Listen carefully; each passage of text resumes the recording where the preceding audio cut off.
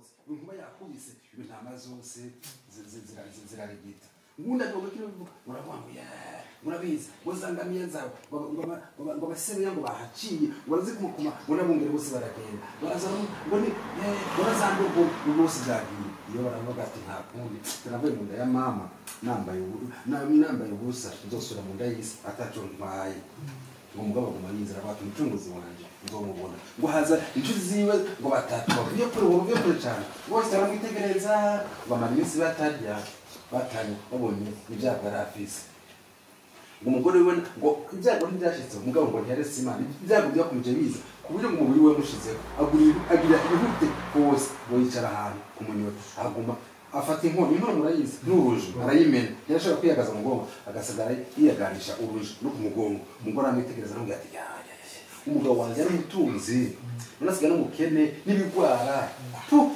tawe nta bintu byawe kandi umuntu yituke n'ubundi yarakwishe natutse wipfire upfe uri mu bapfuye n'ubundi wapfuye ariko usigaye agumuko uzajya udiziwe ziramwanzika ziramubwira ati no nta mugabo nkawe umupagani mubi nawe akisigura ati jewe mpagaze neza mu kwizera avuga ati umupagani mubi nawe uraza kuvuga uvuga ikinga imbere yacu atwe turabatanga gusumba so afise twe dufise n'imvi uvuga iki mugabo mwagumye kwizera amen icyantaga ugiye gusoma muri yo mu nyuma yabyimana ngo manzi gushobora namubwira ati Imana rero jewe ibi byashikiye ntibishoboka ati uhagare magabo turane abya Imana ati uhagare magabo je nkenyere ntavuga nyine nziburana sinzi ndumugabo fise imyaka nkiyi ati mbwira icyo mbona Imana mbwira taho yo mumbwira umuyaga w'ituruka hehe yo kuravuga Imana mbwira ububiko bwashemwe neje ibahe Imana iramubaza ati umunsi bakurema we hari igihe ari hansangapi umuntu waje mu nda ya nyanyoko Imana ati tiya ndogoba ziri ku misozi yo zikina n'ibyari imwegera kwima n'iyindi ikagera kwima iyo baravuga ati Imana ibibazo byose wamarize ndatsinda nzi kuri Imana ishobora byose kandi wari waracecetse nenda kumvise aho ati nashaka kuvuga Imana yaravuga ko ugomba kwizera uramushumbusha urimuha ngo abana umugari byaratunze ngo yugwizana kabiri gusa abana musubije cumi ngo bahungu ngo bona bakobwa batatu beza bajememo bakobwa ngo be uburanga bwiza amen icyanejeje ngo inshuti ziwe ngo ziraza amen ngo inshuti ibaze kumushumbusha ngo inshuti ziwe zaraje kumuraba mugabo cyagere ku bintu byabo bizaje kumuraba mwagize neza ko mwaje kumuraba ine data kwarenesha amen nubwo bemeze gutya ukubw'urukundo turi bari ukubw'urukundo nibwo duhura n'imitego ya Satani kubw'urukundo rw'Imana ushaka gutererana nubwo duhura n'ibi Imana iradukunda amen mugumene data iyi ni imitego ya Satani muyineshe mukoresha nuko mugumana kwizera kwayo mugumana kwizera mugwe muhagaze mu kwizera Imana ni nyarukundo urukundo rwayo ruracahari urukundo rwayo ruracahari nibwo yashyize mu bene data bakaza kubana amen mureme umenye ko ibi buri mwabona yuko ngo bituguye ko sitwebwe gusa kandi Imana icakanzo iratusohokemo Imana ibahumugisha kandi baremeshe muri ibi bihe mufise bikomeye mu mutima wanyu gikomera atamwe no muntu ushobora gushaka ngo bavure kindi gikomeye umuntu yovura kindi umuntu yaba ari amafaranga twaterateranya tukabahereza mugabo nta bidushoboye kugarukana umuntu yagiye mugabo gukomera ni mwisi nimwe n'umwana wabwiye ejo urupfu n'ukuntu rugira ubwenge kandi rugira n'imbabazi kandi ntibyumviye twe turabanyafrika twahuye n'ibintu bikomeye twahuye n'impfu nyinshi urwo twihorera tugafata abazungu baza bareba bafina mugabo twebwe bakwiye kutureka mugabo kubera turi mu isi nta kundi bazanye ukatugerageza mugabo kuko turaba abakristo bazi ijambo ry'Imana twahise ku rugendo rwiza mureme rero mureme mugabo hari umunsi n'isi zoyisiga gasigara n'ibyaye nako twigendera mu ijuru ku Mana data nuko rero reka diakone asenge amajambo makeye Nasashije atora arasubira kumva gukomeza kuvuga bitewe n'impamvu ziri ku mutima gukongera kandi kubashimira kuko twabigejeje gukomeza kubana namwe mwese ko bigatwongerera imbaraga ndashimira abo twabanye ejo ndashimira n'abandi babonetse uyu munsi Imana ibamugisha rero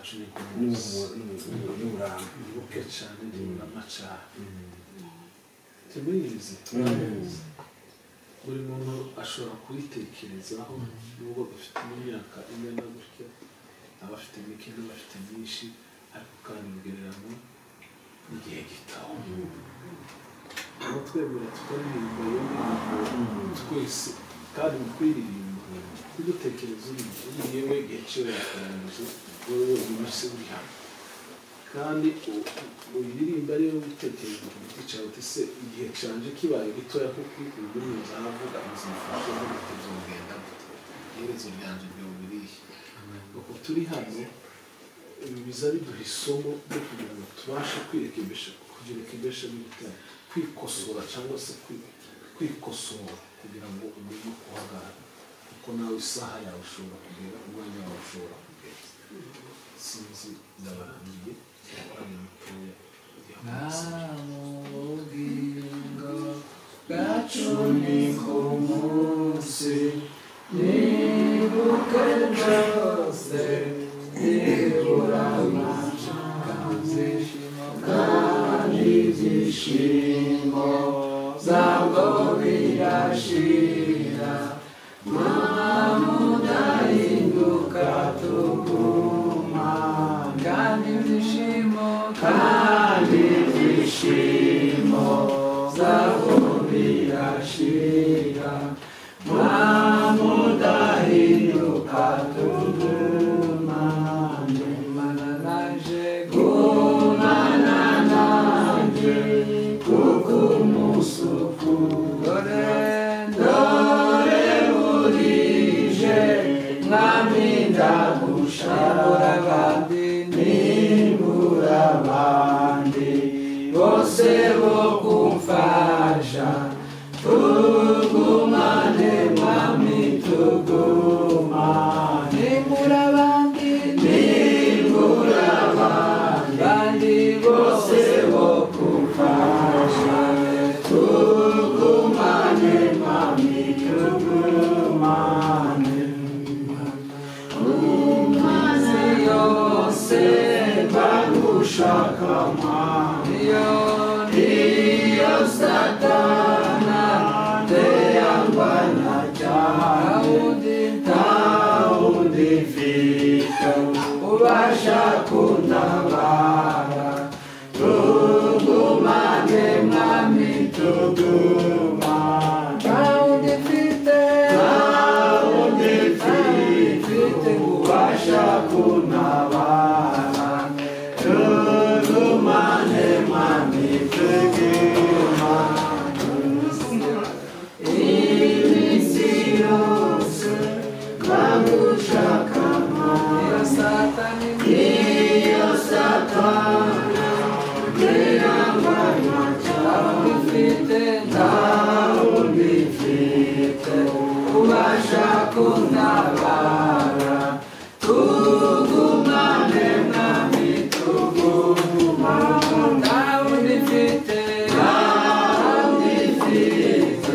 ubasha kuntabara tugumane mwami tugumane singira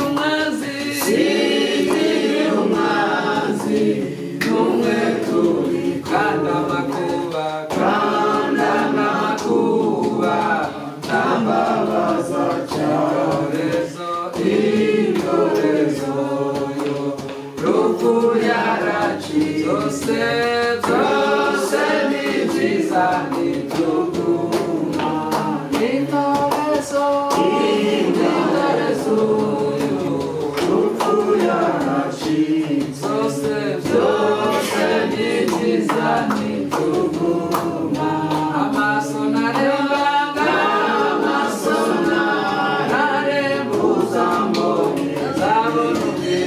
zabona ubwiza bwawe zasige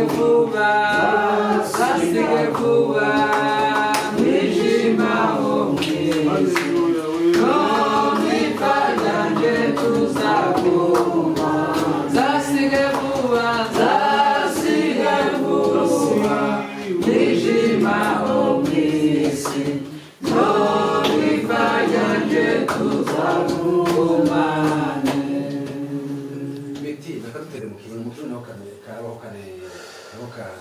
akanyene gafite ubwa mu yindi melodi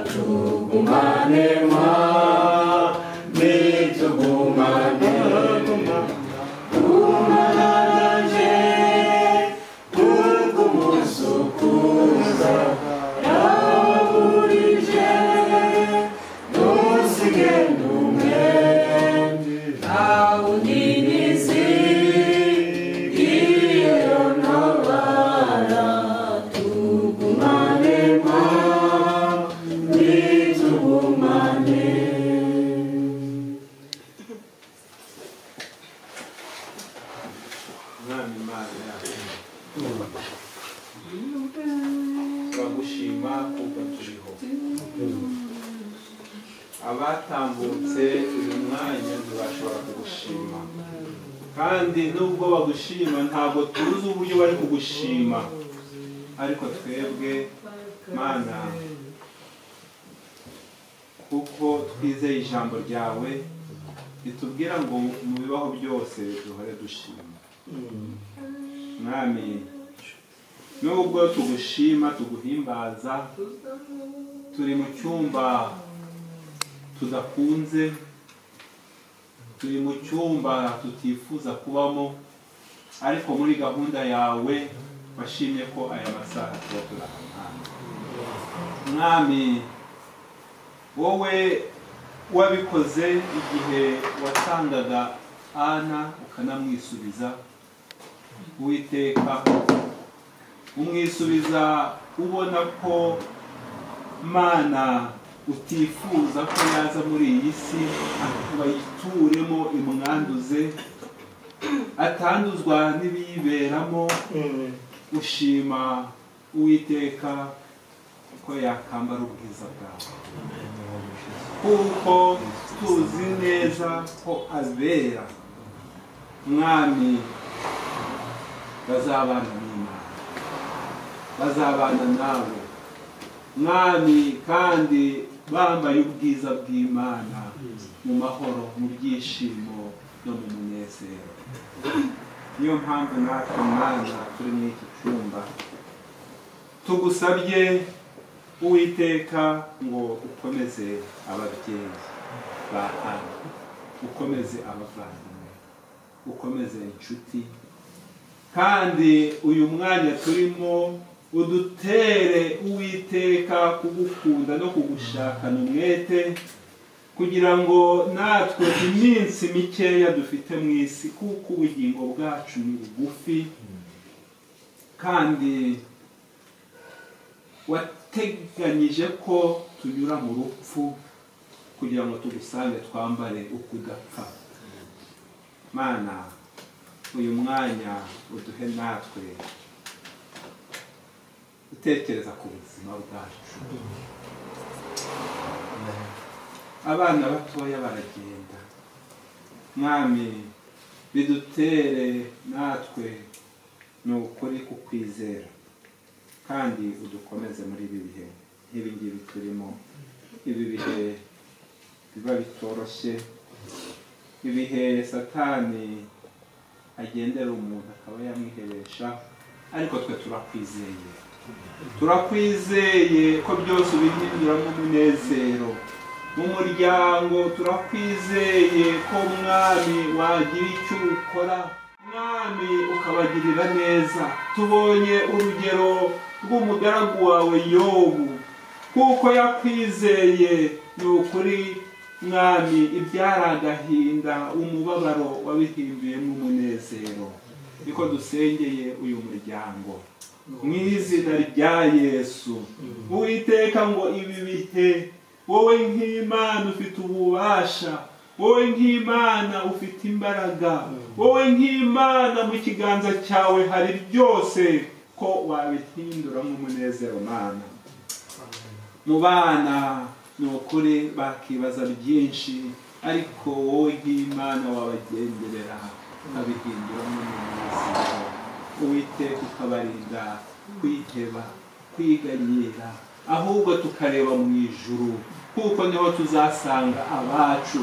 Mwami tuzabasanga, kandi turizera ko tuzabana n'abacu, abacu batashe.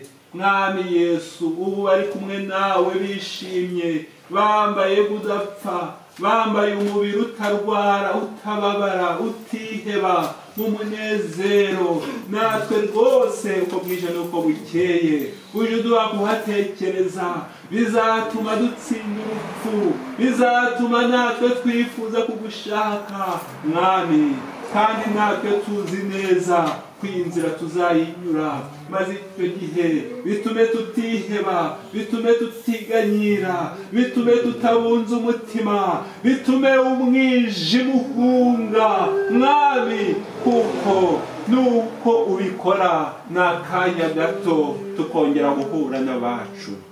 Bane natwe muri uyu muhango, utugirire neza Mana, kandi gahunda zose Mwami bigendanye n'uyu muhango uzigaragaze, kandi tuzabone mu kuboko kwawe. Urinde buri wese, ukomeze buri wese Mwami, umufate mu bitekerezo, umufate mu migambi, mu izina rya Yesu. kugira ngo dutekereze urukundo rwawe. Mana data, ni ukuri muri kuguherekeza Ana. Mwami, tubonye Uwiteka hariya aryamye, uduhe natwe rwose Mana gutegura ubugingo bwacu. Habwa icyubahiro kuko wemeye ko tuza ahangaha kugira ngo tuhigire kandi no kugira ngo tubane na bene data muri ibi bihe barimo, kandi ukomeze n'imiryango yose abumvise iyi nkuru batashoboye Mwami kugera aha hantu. Uwiteka aho bari, umucyo wawe abamurikire, umwuka wawe wera basure kugira ngo batekwiheba batekwiganyira, ahubwo amaso yabo arebe mu ijuru, maze nawe ubamare intimba, ubamare agahinda n'imibabaro. Mana, ni ukuri ukomeza kubana n'umuryango, ubona n'imbabazi byawe, ukomeze kubana n'ababana n'ababatekereza, ababasura, ababavugisha, kandi n'abatashobora kuhagera, byose ukore nk'Imana kugira ngo byose ubigenze neza. Mana, urakoze kuko uri mwiza, kandi muri byose turabona ukuboko kwawe mu izina rya Yesu. Amen.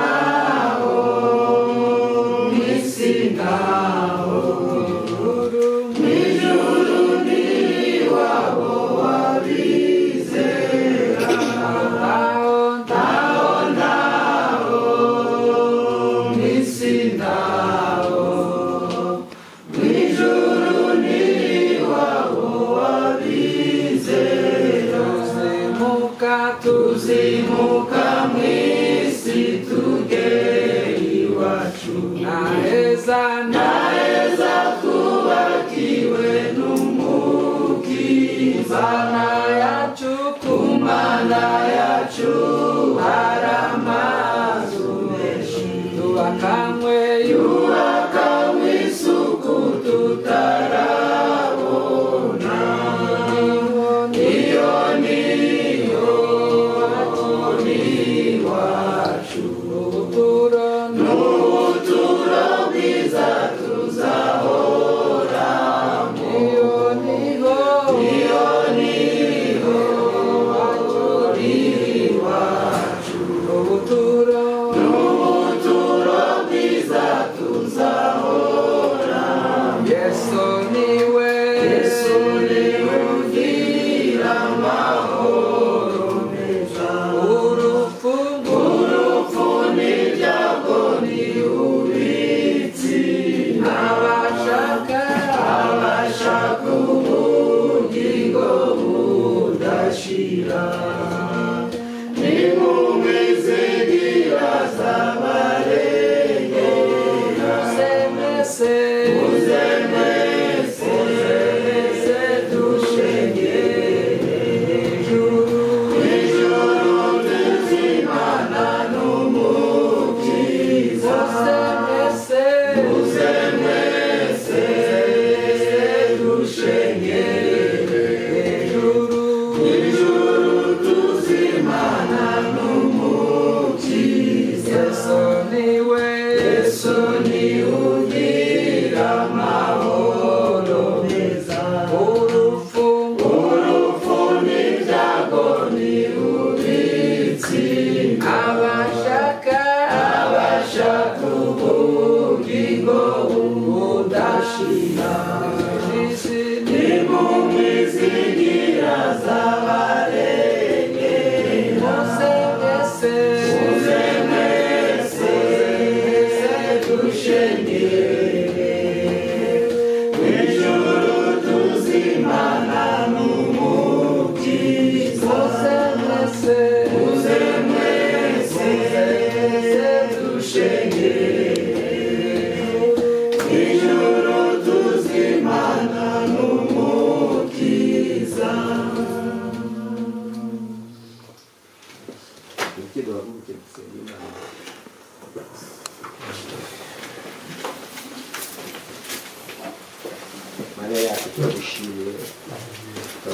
izina rya Yesu turagushimira kuko uri Imana izi byose kandi utegeka byose. Bivuze ngo umuntu navuga aramuka kandi bivuze ngo nakuve mu mubiri ava mu mubiri.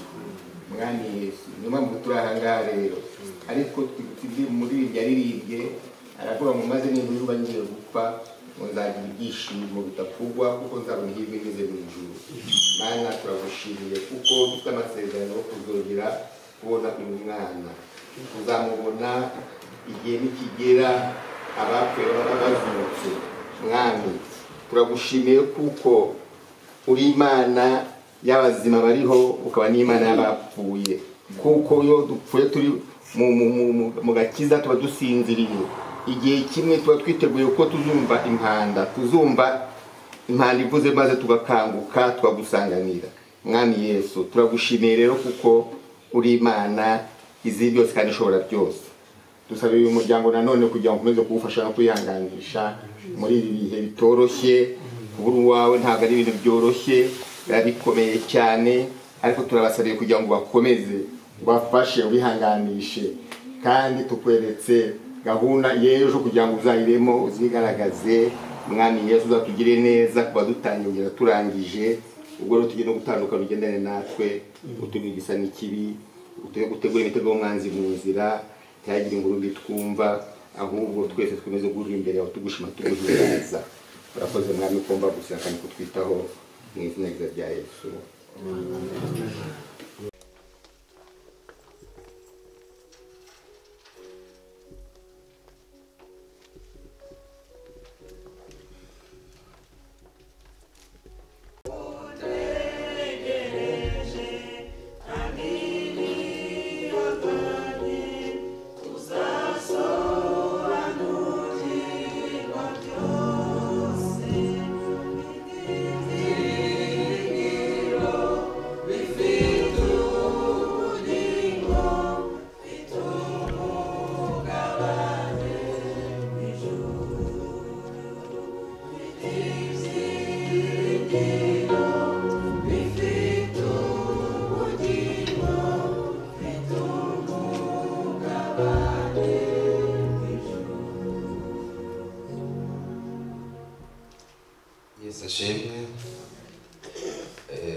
Nkuko twabisezeranye mwakoze kuba mwaje ku masaha kugira ngo twohereze porogaramu neza. Reka dusabe pasiteri duwaye wacu asenga Imana kuri iyi gahunda kugira ngo tubandanye neza. Mana cyane cyane ndakwinginze kugira ngo uvugane n'umuntu wese, kugira ngo buri muntu wese amenye yuko afite iherezo. Umwanya nk'uyu ni umwanya w'uduhaye kugira ngo twisuzume. Umwanya nk'uyu ni umwanya w'uduhaye kugira ngo buri muntu wese arebe umutima we, yibaza ngo mbese je bigeze ko nanjye ntaha, byagenda gute, najya nditeguye. Mana Mwuka Wera akomeze aganirize buri muntu wese kugira ngo uyu mwanya mubere umwanya mwiza wo gufata icyemezo mu myigendereye, mu mikorere ye, kugira ngo amuhindukirire maze yitegure, kuko buri wese ni umushyitsi. Twese turabashyitsi muri iyi si, turabashyitsi, turabimukira umunsi umwe. Mwami Imana impande izavuga tujye mu ijuru cyangwa se urupfu rwashaka uwarwo. Icyo tuzi ni uko mu bihe nk'ibi uba ushaka kuvugana natwe kugira ngo udukomeze. Nuko rero wihanganishe buri wese uri hano, wihanganishe ababyeyi, abavandimwe, wihanganishe iri teraniro buri wese waribonetsemo n'abandi bari buze. Twihanganishe twese kugira ngo uyu munsi utangirane natwe, ukomezanye natwe kugeza Mana byose bigenze neza. Mana turagushimira, urakoze. Icyubahiro ni cyawe none iteka ryose mu izina rya Yesu, amen. Amen. Turareba indirimbo ya 36 Ntumbiteho Umukiza.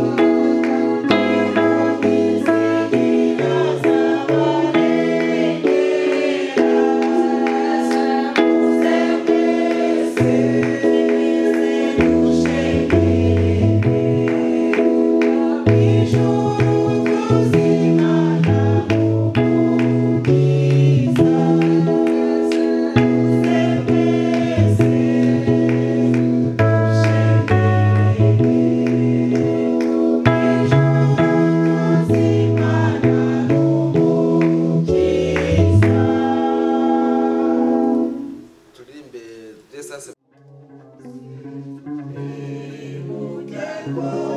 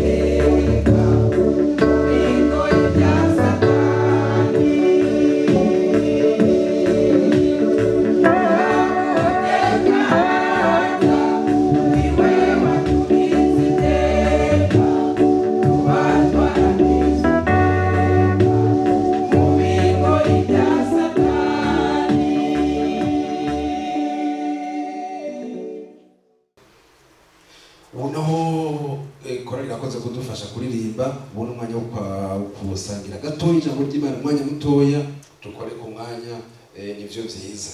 Mana turagushimiye data wagize neza ko watuzinduye turi bazima ko twabisezeranye uguherekeza umwana wacu mwami data.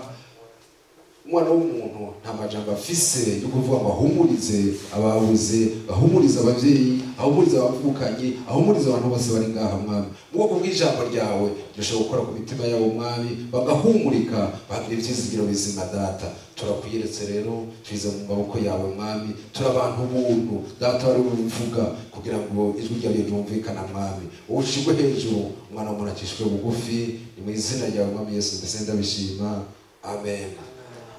Ndabiyegereje ntitwari twarose umwanya wo kwiyegerezanya kuko hari haje kwakira kuko hari haje abantu itandukanye, hari haza bake mugabo umuntu wese yamaze gushika ngaha ndahuye mu karibu kandi Imana ibaho umugisha wo kuza gushigikira bene data muri kuri uyu munsi wo guherekeza umwana. Mwagize neza rero, Yesu abaho umugisha. Kubwo kwihutisha umwanya twogenda twaje mu nzu y'Imana turasanga ijambo ry'Imana. Uyu munsi rero ni umunsi uteye ubwoba cyane, uteye ubwoba cyane kuko ni umunsi tubona urupfu hagati muri twebwe. Urupfu rutandukanya ibintu bigize umuntu, rutandukanya inyama n'amaraso n'ibwemu. Umuntu uko turazi neza umuntu yavuye mu ivu agasubira mu ivu, yapfuye asubira mu ivu. Impwemu ko zavuye ku Mana zigasubira ku Mana. Mugabo urupfu rero rutandukanya umuntu n'umuryango wiwe, abantu bagasigara bababaye. Urupfu rugatandukanya umwana n'abavyeyi, abavyeyi bagashobora tuvuge abavyeyi bagashobora kwitaba Imana, abavyeyi bagasigara ari imfuvyi. Umudamu cyangwa umugabo yarafise umugore rukabatandukanya, umwe muri bo akaba umupfakazi. urupfu ni ikintu gitangaje cyane. Urupfu ntiruza ntawe rukyangwa, ntawe rugera umutwe. Urupfu ruza rufata umwana mutoya rukamuhitana, rugafata umuntu akuze w'imyaka 100 irenga rukamujana. Urupfu rugahitana umwana yari yarinjije amashuri, araho urabona utuntu bashyize kuri YouTube, ugafitana umwana ngo areje kaminuza ukibaza se urupfu rwo rumeze gute? Iyo diplome yiwe akagenda ntawe ayisigira. Urupfu ruhitana umuntu w'umutunzi cyane asa amafaranga ndira umugero umutwe kandi ntarugura rukamuhitana. Urupfu rukaza umuntu yagwaye asigaye yararembye rwose ateye ibiseseme rukamutwara. Urupfu rugafata umuntu nyine ubona yuko ari umunyapolitiki akomeye abantu bose batinya rukamuhitana. Urupfu rero nubwo gutinya urupfu kandi abanyapolitiki baba bafite na security. Mugabe urupfu si wari urupfu rugaca impande ya security rukanyurangana rukamutwara. Urupfu nyine ubwo mugasigara mwese mwatangaye. Urupfu rudushitse ko rero umuntu wese arababara agira intono mu mutima kuko abayobozi wiwe kandi yaramukeneye. Igihe ntizotangare rero iyo tubonye umuntu yabuze wiwe yarize kurira navyo birafasha umuntu intimba mu mutima akabara ko mutima kasana kagabanutse akarira nubwo buryo nyine bwo gusezera wowe wiwe. Uzotangare rero nibisanzwe n'amaranga mutima y'umuntu kugira ngo arire. Urupfu rero rushaka ku muntu wari wese. Ndakunda muri Katolika bakunda kuririmba neza bakaririmba ngo twese tuzopfa ngo ntawe uzorusimba. Twese umuntu wese si iby'iterabwoba, c'est une vérité absolue. Umuntu wese ari ngaha azi ko afite ubwenge buzima amenye ko azopfa. Si iterabwoba ntageje kubagira mugabo umuntu wese amenye ko azopfa. Ahubwo byiza ni ukuba twicaye tubizi ku munsi umwe tuzopfa. Ahubwo rero duteza kwitegura. Iyo umuntu agiraje mu rugendo arategura za ivarizi, agategura ibintu byinshi mu rugendo ubwo azobipanga kandi azogaruka. Ahubwo twebwe inzira Bibiliya ivuga neza ngo inzira tunyuramo ngo nizoyigaruka, inzira ducamo dupfuye tuzoyigarukamo. N'urwanyuma n'urugendo tukaba turagiye. Dutegure rero neza iyo tuba turiko turaje uruno rugendo turimo, kandi umuntu wese yavuze ari mu rugendo abe yitegura rero. Si iterabwoba ni ukuri gusa naho ukuri usanga kutabereye kuko tuba dufise amaproje. Ntabwo ndafise imigambi mugabo byiza no kugira umugambi uvuga ati nejo imigambi yashobora guhagarara ahubwo bigahinduka. Umwana w'umuntu arategura Imana bigategura ibindi. Mbere ko dusanga ijambo ry'Imana hari umuntu yigeze ku urupfu nyene kuko rumeze ukuntu urupfu yabonye uko rumusatira urupfu ramusatira rumusatiriye ari ati none uru rupfu Imana kutaneguje tamushwanye Imana kutaneguje. Mais est-ce qu'il y a quelqu'un pour nos frères qui sont là? Il y a nos frères qui sont là derrière, ils peuvent aussi profiter de l'évangile. Donc uwo muntu aramubwira ati none Mana we bimeze gute kutaneguje? Uwo muntu yarashaje rero. Cette personne était vieille. Urupfu rwari rumaze kuza musatiriye. La mort était déjà là. Aravuga ati Mana kutaneguje. Et il demandait à Dieu pourquoi il ne l'a pas averti. Imana yamubwira iti saba biteguje. Dieu lui a dit, est-ce que je t'ai pas averti? Igihe wakura quand tu grandissais, nta basore mwangana bapfuye. Est-ce qu'il n'y a pas de jeunes comme toi qui sont morts? Kandi warakuze. Et tu as grandi. Urarongora. Tu t'es marié. Uravyara abana. Tu as des enfants. Abagabo mwangana barafa. Et les hommes égaux à toi sont morts. Urakura ubandanya ubaho. Mais toi tu as continué de vivre. Urasaza. Et tu as vieilli. Umenya imvi. Et tu as poussé les deux cheveux blancs. Amenya aravayo. Et les dents se sont arrachées. Ati noneho si bari mu ishuri bagomba guteguze gute? Est-ce que tu n'étais pas à l'école? Comment est-ce que tu voulais que je puisse t'avertir? Mwene data na uri ngaha. Alors mon frère, et si tu considères ça, qu'est-ce que tu penses? Moi, il y a des gens qui étaient mes égaux. On était ensemble à l'école primaire. baja mu gisirikare Et ils sont allés à l'armée. uwo ntibaciyuka no kwibutsa ntabona akibibuka. Aujourd'hui, on ne se souvient plus d'eux. none je ndabiravye nibaza iki. Et maintenant, quand je regarde ça, qu'est-ce que je pense? ndi mu ishuri rero Je suis à l'école. sinzobwira imana ngo kutanteguje. Je ne dirai pas à Dieu pourquoi est-ce que tu ne m'as pas averti. nawe umusize guherekeza Ana. Et aujourd'hui, on est venu pour accompagner Anne. igihe tujya nko muri uwo munsi Et tuje muri uyu munsi venant comme aujourd'hui, nuko tuvuga ubwene umuntu tumuzi et nous parlons de la façon dont nous connaissons la personne, ubwene yitwaye. comment il s'est comporté. mugabo rero uwo munsi ivyana ni marayika ntabyo tuvuga nta ni marayika yagiye mu ijuru. Mais au sujet d'Anne, on n'a rien à dire parce que c'est comme un ange qui est allé au ciel. twebwe no kuza kugira duhumurize tuvuge amajambo ahumuriza bene data. Maintenant, on est venu juste pour parler que de paroles qui réconfortent la famille. natwe kandi turi mu ishuri twiga. Et que nous aussi, nous soyons à l'école en apprenant. no kubabwira amajambo y'ihumure rero. On va leur adresser des paroles de consolation. imana ibahumurize twe natwe twoshobora mugabo imana ibagere ku mutima wabo. Pour que Dieu réconforte leur cœur. kandi imana ibiteho. Et que Dieu se préoccupe d'eux. kandi natwe tuve ngaho hari icyo twize. Et que nous puissions quitter ce lieu après avoir appris quelque chose. dusoma ijambo ry'imana muri yohana ntidusoma ko gucungura umwanya muri yohana igice 13 umurongo wa gatatu. En lisant la parole de Dieu en Jean chapitre 13. 11 verset 3. Chapitre 11 verset 3. ni verset 11. Et le 11e verset. ngo ijambo ry'umutwe ngo Yesu azura Lazaro. Donc la parole, l'entête des paroles, c'est résurrection de Lazare. ngo umurongo wa gatatu ngo bashiki ba Lazaro bamutuma ko batumwe ukunda aragwaye. Et les sœurs envoyèrent dire à Jésus, Seigneur, voici celui que tu aimes est malade. abo bashiki ba Lazaro Et c'est les sœurs de Lazare. harimo Maria na Marita. Il y avait Marie et Marthe. mwibuke ko Maria ariwe yari yasosiye amavuta kuri Yesu ngo yamota neza. Souvenez-vous que c'était Marie qui avait versé sur Jésus cette huile qui dégageait une très bonne odeur. Et les gens qui étaient avec Jésus ont dit que cette huile avait une grande valeur. Si jamais on nous avait donné cette huile et que nous l'avions vendue pour distribuer le résultat montant aux pauvres. Jésus leur a dit, vous êtes toujours avec les pauvres. C'est cette Marie qui a d'ailleurs essuyé avec ses cheveux Jésus.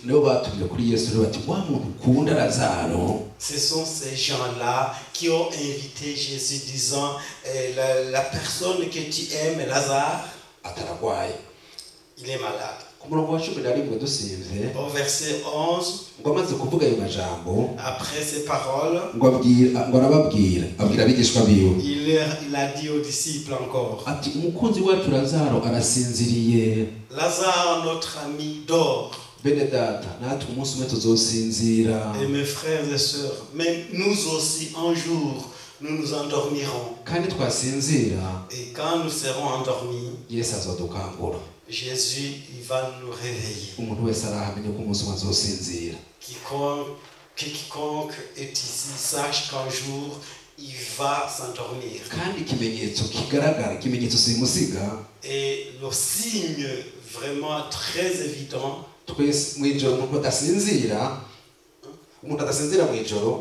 donc quelqu'un qui a de l'insomnie nocturne, il a un problème. Qu'on lui donne un somnifère. Mais quiconque sait qui s'endort, qui sache qu'un jour il y a un sommeil qui l'attend. Jésus a dit il s'endort. Ce qui nous arrive, cela est arrivé à nos prédécesseurs dans la Bible. Petero wa kabiri igice cya mbere Et on va lire en 2 Pierre, premier chapitre, umurongo wa 13 na 14. versets 13 et 14. Pierre wa kabiri igice cy'umurongo wa 13 ngo Petero aravuga yuko igihe cyo gupfa kwiwe cegereje. Pierre annonçait sa mort. ngo ndiyumvira yuko nkwiye kubakangura mbibutsa nkiri muri uru rusago nkiri muri iyi ngando ati birakwiye ko nkwiye kubakangura abibutsa. Donc il dit que je dois vous rappeler pendant que je suis encore dans cette tente. kuko nzi yuko igihe cyo kwamburwa urusago igihe cyo kwambuka urusago kwanje kiza kuza nk'uko umwami wacu Kristo yamenyesheje. Car le temps de ma traversée va venir comme le Seigneur Jésus me l'a annoncé. Petero yamenye ko azova muri uru rusago ko azova mu ngando yiwe. Pierre, il a su qu'il allait quitter sa tente, ko azova mu mubiri, qu'il allait quitter le corps. gupfa rero urumva kwa mu kwimuka bene data. C'est-à-dire que la mort, c'est le déménagement. niko kwamburwa umubiri uko wambura. C'est comme être dépouillé du corps ugacuca ahandi hantu et que tu vas dans un autre lieu. gupfa si uguhera. La mort, c'est pas la perdition, ahubwo ni ukwimuka, mais c'est le déménagement. ni inzira itujana mu ijuru, C'est le chemin qui nous conduit vers le ciel. nta yindi nzira uzocamwo. Il n'y a aucun autre chemin que tu vas traverser. niba ugomba kuzoja mu ijuru udaciye mu rupfu. Si tu veux aller au ciel sans passer par la mort, yesu natse ubu nyene birashoboka. c'est possible si Jésus viendrait maintenant. mugabo ataraza Mais avant qu'il ne vienne, urupfu ni ngombwa. la mort doit absolument arriver. ntitwaraba uravye muri Daniel wa gatatu ntitwaraba. Quand nous regardons en Daniel chapitre 3, bafashe bajya abasore batatu on a pris les 3 jeunes bagomba kubatama itanura ry'umuriro et on a voulu les jeter dans la fournaise ardente. kubera urupfu ruteye ubwoba. Parce que la mort est terrifiante. baravuga ati ibyacu birarangiye. Et ils se sont dit, ah, c'est fini pour nous. ati ntabwo turi bukore. Il n'y a pas autre moyen de faire. baza kubaza umuhanuzi Ezekiyeli kura abana mu buhungiro. Alors ils sont allés demander au prophète Ézéchiel, parce que c'était avec lui qu'ils étaient à l'endroit de refuge, kudusenga ukerekwa que toi, tu pries et tu as des révélations. hari icyo Imana yakubwiye ku bintu biza kudushikira. Est-ce que Dieu t'aurait dit quelque chose au sujet de ce qui doit nous arriver? Ezekiyeli agatara icyo Imana yabwiye. Ézéchiel a dit, il n'y a rien que Dieu m'a dit. basubira inyuma bababaye cyane mu Et ils se mutima. retournaient vraiment avec une grande tristesse. mugabo umutima uragaruka, amaso yabo y'umubiri arahuma.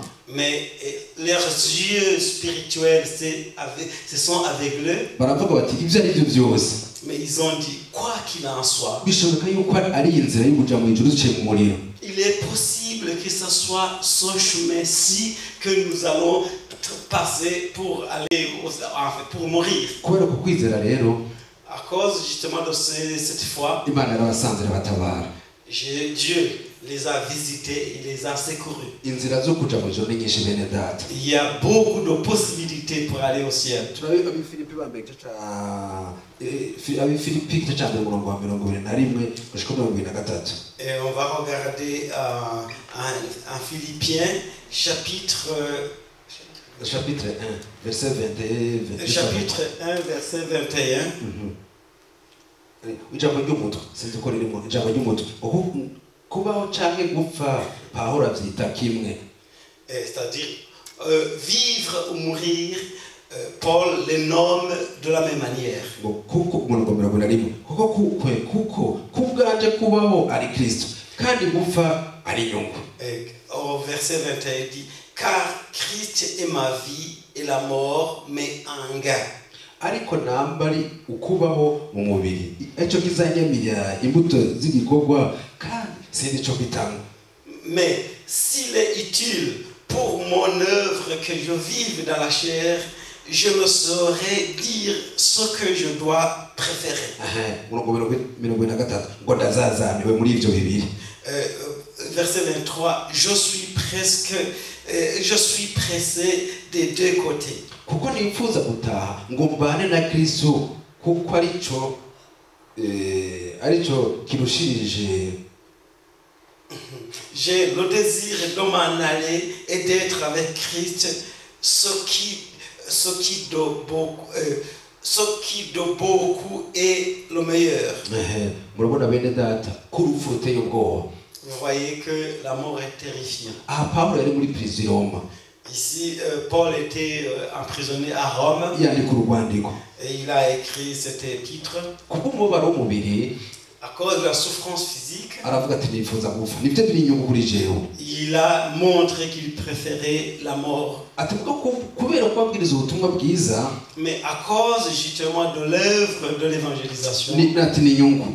Il a dit que ce serait un gain kuri mwebwe. pour vous. Atariko inyungu kuri jewe. Mais il a dit le gain pour ma part, nuko nopfa ngatakwara n'umwami Yesu. C'est que je meurs et que j'aille vivre avec notre Seigneur Jésus. Même si la mort est terrifiante, mes frères, nous allons rencontrer notre Seigneur Jésus-Christ. Et ce sera pour nous un gain. Et la Bible nous a dit que Job était un homme intègre. Et lorsque alors les malheurs nous arrivent, nous ne devons pas considérer cela comme quelque chose d'extraordinaire. Nous sommes éprouvés pour que nous soyons victorieux, afin qu'un jour nous puissions partager la gloire avec Jésus. Job 14, le premier et le deuxième verset. Verset 1 et 2.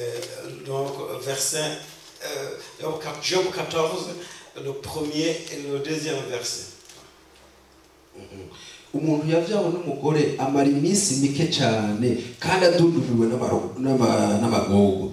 L'homme né de la femme, sa vie est courte, sans cesse agitée. Ashurika nk'amashurwe indavyo.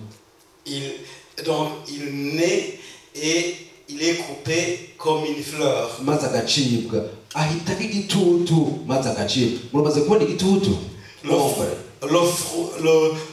Donc il fuit et disparaît comme une ombre. Igitutu umwanya kiraha. Et l'ombre maintenant se trouve à son lieu. La minute suivante, il est ailleurs. C'est pareil et l'homme. Et l'homme ne doit pas vraiment fanfaronner, croyant qu'il est si grand. Et nous allons lire en 2 Corinthiens. Chapitre 5. Chapitre 5. Donc le premier verset. Turaze yuko inzu y'urusago ingando yacu yo ku isi niyamara neramuko isambuwe dufise inyubako iva ku Mana, inzu itubatswe n'amaboko itazoshira yo mu ijuru. Amen. Nous savons en effet que si cette tente où nous habitons sur la terre est détruite, nous avons dans le ciel un édifice qui est l'ouvrage de Dieu, une demeure éternelle qui n'a pas été faite de main d'homme. Amen. Même si nous allons quitter le corps, il y a d'autres corps que nous avons qui sont au ciel.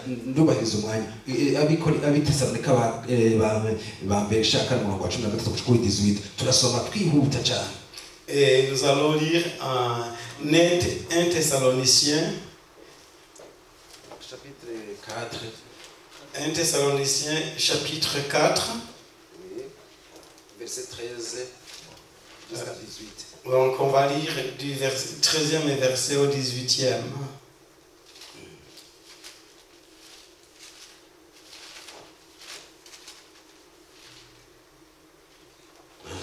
Ok. Turihuta n'umwanya barakurikira abandi, ariko bene data ntimugomba kwiyoberwa yuko basinziriye itiro ry'urupfu ngo mubabare nk'aba bandi badafise ivyizigiro. Uko twizeye Yesu Kristo yapfuye akazuka, aba ariko twizera yuko basinziriye muri Yesu, Imana izabazana nawe. Iki nikitubwira ni ijambo ry'umwami twahishuriwe yuko twebwe abazoba bakiriho dusigaye gushitsa kukuza k'umwami wacu tutazokwitangira imbere y'abasinziriye na gatoya, kuko umwami wacu bwiwe azoza amanutse avuye mu ijuru aranguruye ijwi rirenga hamwe n'akamo k'umumarayika mukuru n'inzamba y'Imana, maze abapfiriye muri Kristo nibo bazobanza kuzuka, maze natwe bazoba bakiriho dusigaye tuja duteruranwa nawe mu bicu dusanganire umwami wacu mu kirere. Nuko tuzokwama tubana n'umwami. Nuko mwiruranishe ayo majambo. Amen. Abapfuye bene data ngo no bambere bazotangura kuzuka. Ce sont premièrement les morts qui ressusciteront. Si Jésus vient demain, ce sont les morts qui résisteront. Paul s'adressa aux gens aux Thessaloniciens. C'est en Grèce. Pas loin. Il a adressé la bonne nouvelle. Il a dit Jésus viendra demain. Il vient bientôt. Paul, après avoir été parti, certains entre les croyants ils sont morts. Ils ont commencé à désespérer que ceux-là qui sont morts n'iront pas au ciel. Et Paul lui a adressé cet épître. Il a dit le jour où il reviendra, c'est ceux qui sont morts qui ressusciteront. Et nous les vivants, nous allons rencontrer la lumière. Alors consolez-vous. Et Anne, nous allons le rencontrer. Et ce qui est très important, nous irons au ciel. Et au ciel, nous chanterons avec les saints. Parce que Dieu essuiera tous nos larmes. Il nous montrera les nôtres. Et nous chanterons avec les saints. Étant avec Élie et Enoch. Nous verrons les prophètes. Nous verrons Moïse. Et même nos amis qui sont morts dans la foi. Et c'est comme ça que Dieu nous fera du bien. Et sachant que nous allons nous reposer des tracas de ce monde. Et nous allons nous endormir. Et endormi, Jésus nous réveillera. Et c'est important que nous soyons vraiment dans le repos de la peine de ce monde. Alors, nous vous réconfortons, frères et sœurs. Soyez consolés avec ces paroles. Amen.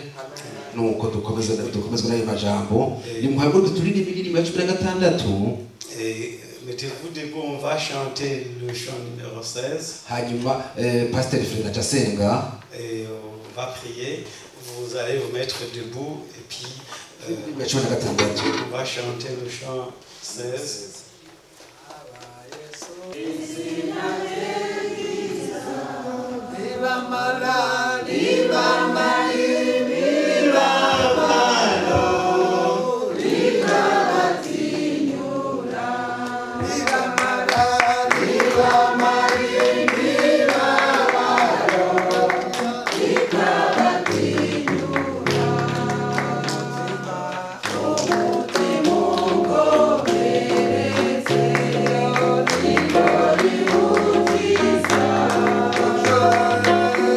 Show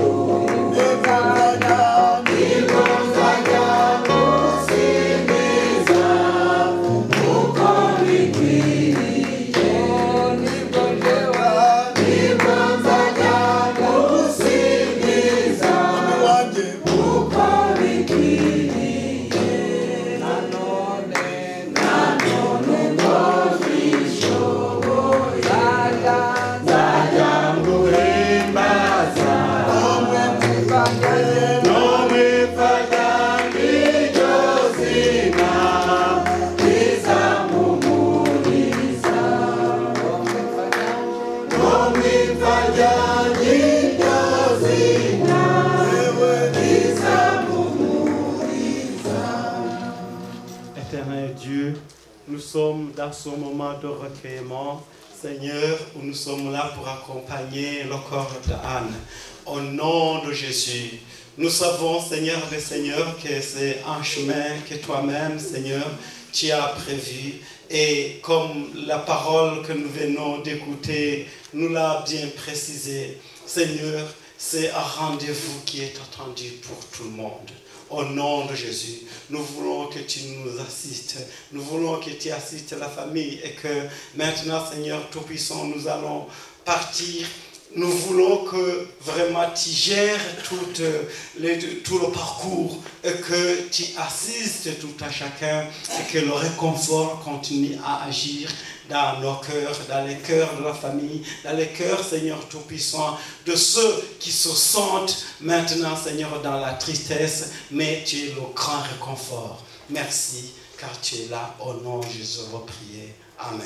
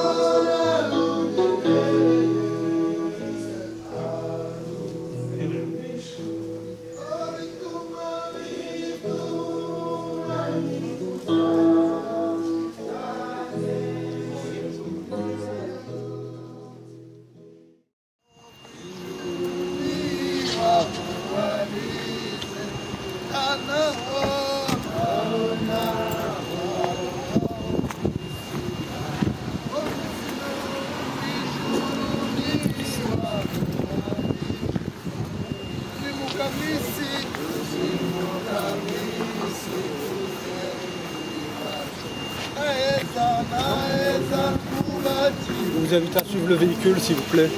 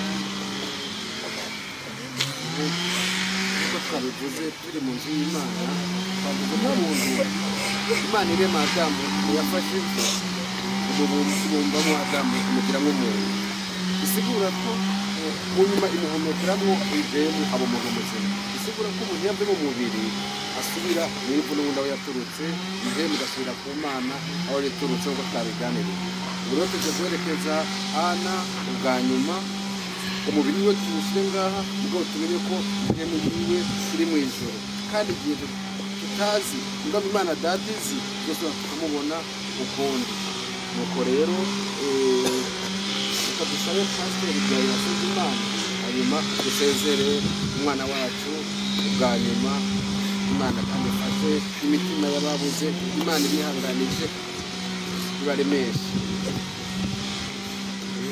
Mana dukomeje imbere yawe dukomeje kandi kugushima kuko wowe Mana uziremesha abantu bawe abahumuriza mu bihe ngibi turi hano kumwe kugira ngo dusezere bwa nyuma bahamagaye kuko umubiri umukungugu ugomba gusubira mu mukungugu aho wavuye ukwizera yuko ubugingo bwe bwageze iwawe ari iki mu gituza cyawe Imana rero turagusabye kugira ngo uyu mwanya rwose ukomeze ube hagati yacu ukomeze wihanganishe ababyeyi wihanganishe abavandimwe wihanganishe inshuti n'imiryango ariko turi hano n'abandi badahari barimo bakurikira iki gikorwa Mana bamenye amakuru turasenze kugira ngo wowe Mana ushobora byose aba ari wowe ukomeza guhumuriza uyu muryango kuduhumuriza twese nuko urakoze ko ari wowe wizeye kandi turakomeza kwizera umunsi umwe ubwo abapfuye bazazuka umunsi umwe ubwo abazaba bakiriho bazahindurwa uzongera guhurira mu ijuru tukazabona n'abacu batubanjirije tukazabonana na Ana turagushima ko byose umuteguro wawe ku bana bawe ni byiza nushime kubera n'icyawe n'iteka byose mu izina rya Yesu amen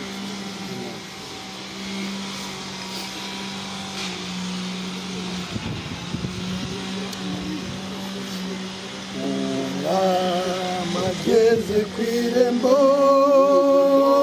wamwe ku musaraba yaje kudukoranya be tubane mwe ijuru kw'irembo kw'irembo kw'irembo bari kw'irembo nuko araje Yesu araje kandi ageze kw'irembo kw'irembo kw'irembo bari kw'irembo nuko araje Yesu araje kandi ageze kw'irembo ibyerekana kuza kwe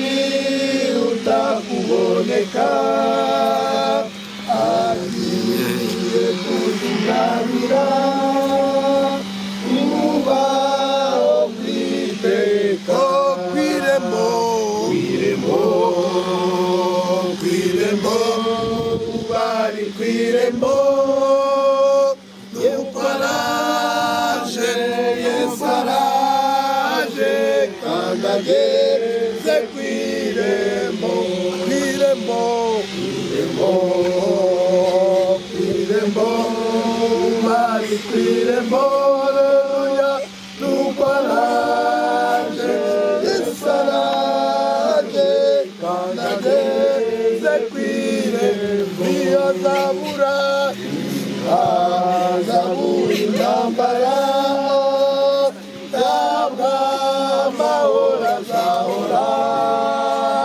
keretse Yesu azendeho urupfu n'ibyaha kw'irembo kw'irembo kw'irembo bari kw'irembo nuko araje Yesu araje kandi ageze kw'irembo maze isi yagize byaha tuzaba dusugire twapfuye gupfa tutazimara kw'irembo kw'irembo